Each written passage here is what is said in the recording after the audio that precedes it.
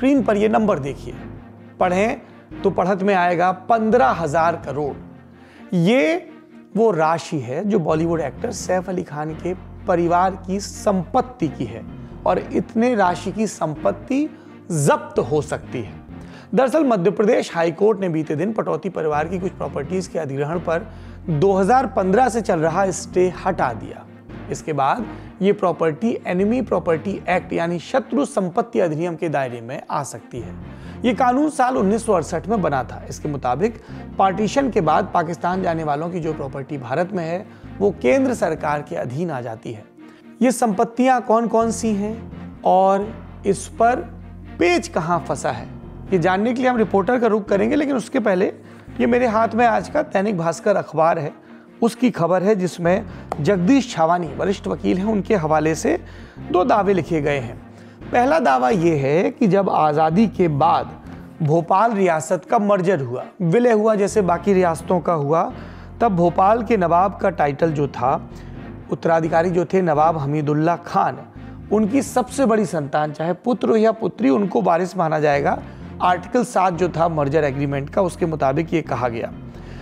इनकी बड़ी बेटी थी आबिदा, आबिदा को भोपाल का नवाब माना गया, लेकिन आबिदा बाद में पाकिस्तान चली गई। आबिदा के ही बेटे हैं जो पाकिस्तान के विदेश सचिव रहे, शहरयार खान।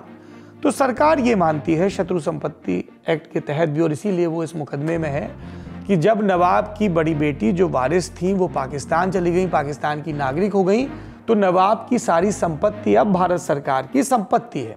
पर पेच क्या है, 1961 में जब भोपाल के नवाब गुजरे, जिनका नाम मैंने आपको बताया हमीदुल्ला खान, तो उनके गुजरने के बाद सरकार ने, केंद्र सरकार ने उस समय की एक निर्देश जारी किया जिसमें भारत में रह रही नवाब की दूसरी बेटी साजिदा सुल्तान को उनका उत्तराधिकारी बनाया गया। साजिदा सुल्तान को शायद आप ना जानते हो यदि आप भोपाल नवाब के परिवार से वाकिफ नहीं है, लेकिन इनके बेटे बहुत मशहूर हुए। हिंदुस्तान के मशहूर क्रिकेटर, नाम मंसूर अली खां पटौदी। दरअसल साजिदा की शादी ये जो गुड़गांव के पास पटौदी की रियासत पड़ती है वहां से हुई थी, इसीलिए उनके लिए नवाब पटौदी शब्द भी इस्तेमाल किया जाता था। और इन्हीं मंसूर अली खां पटौदी और शर्मिला टैगोर के बेटे हैं सैफ अली खान। तो विरासत के उस क्रम में फिर सैफ अली खान और उनके परिजनों का दावा बनता है। तो एक तरफ तो मर्जर एक्ट है, शत्रु संपत्ति का एक्ट है, और दूसरी तरफ 1961 का केंद्र सरकार का ये निर्देश है, और इन दो की वजह से ये क्लैश हो रहा है। इसके बारे में और जानकारी दे रहे हैं हमारे साथी रिपोर्टर रवीश। एक्टर सैफ अली खान पर हुए जानलेवा हमले के बाद अब एक बार फिर से ये सवाल उठने लगे हैं कि सैफ अली खान की या पटौदी परिवार की जो संपत्तियां हैं जो मध्य प्रदेश में अलग अलग इलाकों में फैली हुई हैं, क्या वो शत्रु संपत्तियां हैं, क्या वो सरकार अधिग्रहित करेगी? ये सवाल एक बार फिर से इसलिए उठने लगे हैं क्योंकि जो भोपाल के नवाब खानदान से सैफ अली खान आते हैं, और अगर देखा जाए तो भोपाल और रायसेन में कई हजारों एकड़ में वो संपत्तियां पटौदी परिवार की फैली हुई हैं, जिनमें लाखों लोग फिलहाल रह रहे हैं। हम ऐसी ही एक संपत्ति के बाहर इस वक्त मौजूद हैं। हालांकि ये फ्लैग हाउस है, ये वो संपत्ति है जो फिलहाल खंडर बन चुकी है, और करीब 1000 करोड़ रुपए की अकेली यही संपत्ति है जो भोपाल के कोहिफिजा इलाके में है। ऐसी कई संपत्तियां जो है वो राजधानी भोपाल, बैरसिया रोड, रायसेन, इन तमाम जगहों पर पटौदी परिवार की मानी जाती है, जिन्हें लेकर के लंबे समय से अगर देखा जाए तो कोर्ट में मामला भी चल रहा है। भोपाल प्रशासन के पास इन सभी संपत्तियों का रिकॉर्ड है, लेकिन क्योंकि मामला कोर्ट में विचाराधीन है, इसलिए अब तक इन शत्रु संपत्तियों पर ना ही कोई फैसला आया है और ना ही इस पर किसी तरीके की कार्रवाई अब तक हो पाई है। अभी ये भी तय नहीं हो पाया है कि किन संपत्तियों को शत्रु संपत्ति माना जाए, किन्हें इससे दूर रखा जाए। आपने रिपोर्टर को सुना, अब आगे की बात। नवाब हमीदुल्ला गुजरे, तब ये विरासत की बात आई, केंद्र सरकार का निर्देश आया और मंसूर अली खां भोपाल के नवाब मान लिए गए। प्रॉपर्टी के पॉइंट ऑफ व्यू से अब तो ना कोई राजा है ना नवाब। 2011 में उनके निधन के बाद ये टाइटल सैफ अली खान को भी मिल गया, लेकिन 2015 में एनिमी प्रॉपर्टी कस्टोडियन ऑफिस यानी शत्रु संपत्ति अभिरक्षक कार्यालय ने भोपाल नवाब की जमीन को सरकारी घोषित कर दिया। इसके विरोध में पटौदी परिवार भोपाल के हाई कोर्ट पहुंचा। मामला था कि सरकार आबिदा को इस प्रॉपर्टी का वारिस मानती है, और पटौदी परिवार का कहना था कि आबिदा तो पाकिस्तान चली गई थी, भारत की संपत्ति पर उनका दावा नहीं है। 2019 में कोर्ट ने फैसला दिया कि सैफ की दादी साजिदा ही संपत्ति की वैध वारिस है। इसके बाद पटौदी फैमिली को एक नोटिस भी जारी किया गया। जवाब में सैफ अली खान ने इस नोटिस को हाईकोर्ट में चुनौती दी और अपनी संपत्ति पर स्टे ले लिया। फिर 13 दिसंबर 2024 को एमपी हाईकोर्ट में जस्टिस विवेक अग्रवाल की बेंच ने सैफ के इस स्टे को खारिज कर दिया। कोर्ट ने उन्हें अपना पक्ष रखने के लिए 30 दिन का वक्त दिया, लेकिन 21 जनवरी 2025 तक सैफ के परिवार की तरफ से कोई पक्ष नहीं आया। नतीजतन एनवी प्रॉपर्टी एक्ट के तहत ये जमीन सरकार के पास जा सकती है। एक्ट के बारे में हमने आपको बताया, लेकिन विद्वान कह रहे हैं कि अभी भी सैफ अली खान के पास हाई कोर्ट की बड़ी बेंच में या सुप्रीम कोर्ट में जाने का विकल्प है। ये एक्ट प्रॉपर्टी पर लागू कैसे होता है, ये भी समझ लेते हैं जानकारों से। कि 1968 के बाद में अगर कोई जो लोग चले गए उनके लीगल हेयर मीन्स उनके बच्चे या उनके रिलेटिव जो उनके लीगल हेयर हो सकते हैं, अगर वो उस प्रॉपर्टी को ये जो ट्रांसफर करते हैं तो वो भी वॉइड होगा, वो भी जो है लीगली वॉइड होगा, वो ये लीगली जो है सही नहीं माना जाएगा।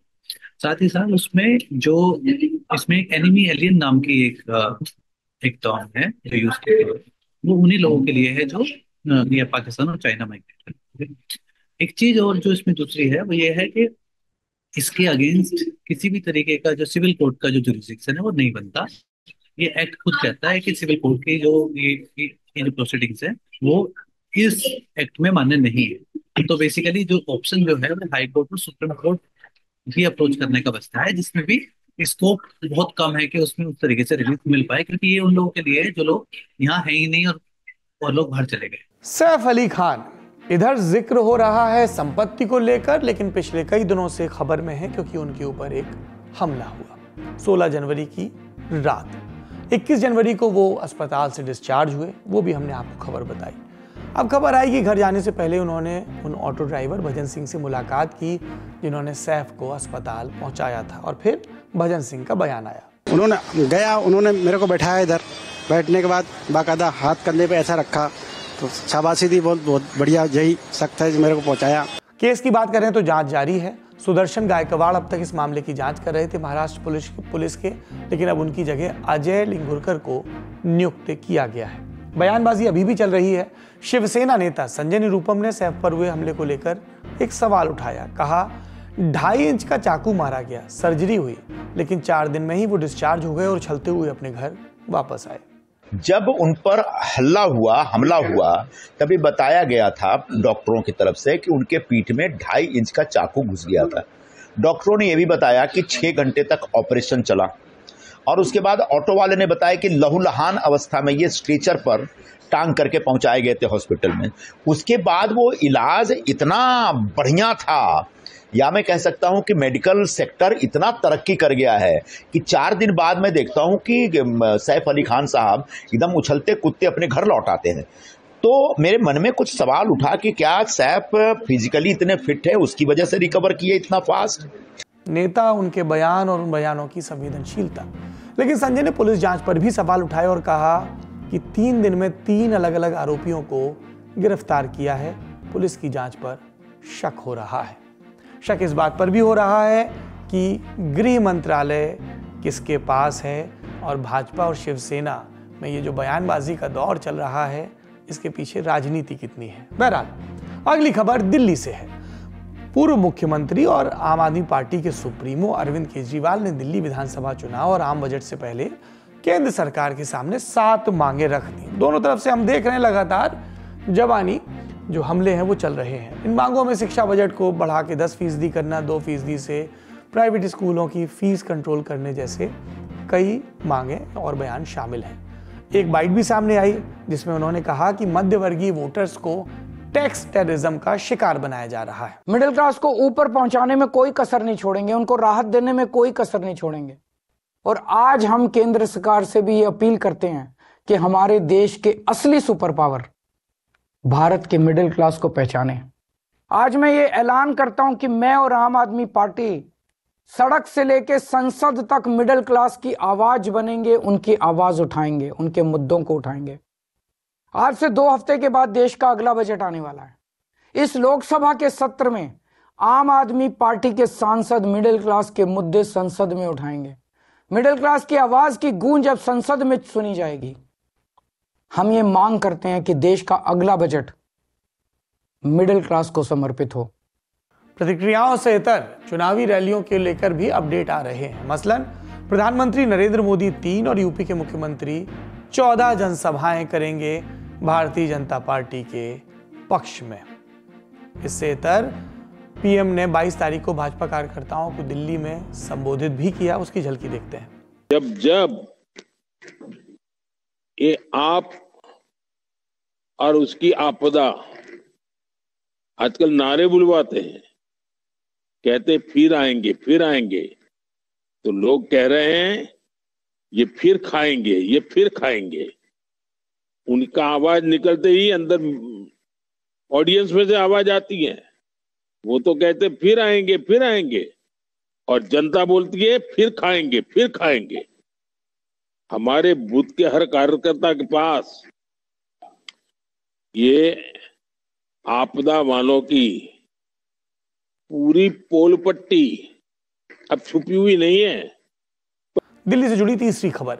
विधानसभा चुनाव में मुस्तफाबाद सीट से एआईएमआईएम के कैंडिडेट ताहिर हुसैन को अंतरिम जमानत देने पर सुप्रीम कोर्ट के फैसले में मतभेद दिखा।